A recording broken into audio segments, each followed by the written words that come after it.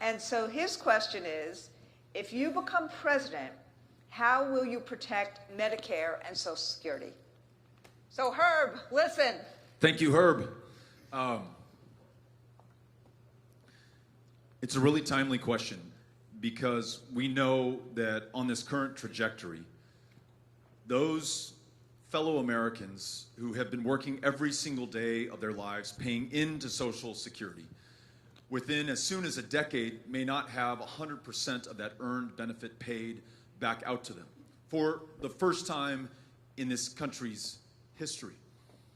And that challenge is being exacerbated by a president and a Republican-controlled Congress at the time that passed a $2 trillion tax cut that flowed disproportionately to the wealthiest at a time of record wealth inequality and to corporations who were sitting on record piles of cash. The people of the future, looking back on us, reading in their history textbooks about 2017 and 2018, will not be able to believe that we were $21 trillion in debt. We had teachers working 2 and 3 jobs, $4 trillion of unmet infrastructure needs, and our solution to that was to cut this tax cut to the wealthiest.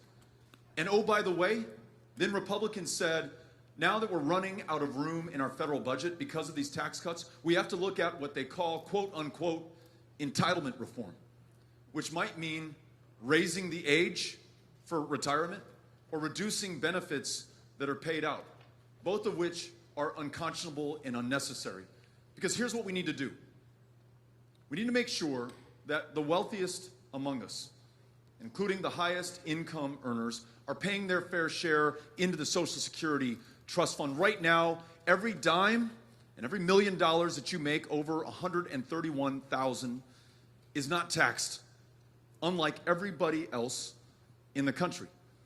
So I introduced, or helped to introduce, a bill when I was in Congress called the Social Security 2100 Act that ensures that everyone is paying their fair share and guarantees the viability of that program well into the next century.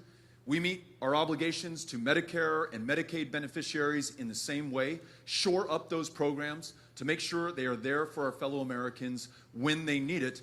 We have the resources and the ability. We just lack right now the political will. That's what this campaign is about, bringing everyone together to make sure that we deliver on these commitments to the future. Herb, thank you for the question.